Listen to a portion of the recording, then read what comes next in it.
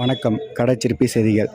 நீலகிரி மாவட்டத்திற்கு வரும் சுற்றுலா பயணிகளின் கார் கண்ணாடிகளை உடைத்து பொருட்களை திருடும் வெளிமாநில வாலிபர்களை கையும் களவுமாக பிடித்த சுற்றுலா வாகன ஓட்டுநர்கள்.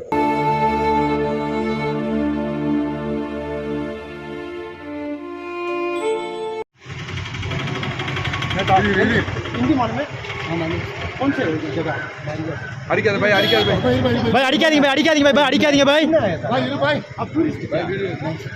இந்த பக்கம்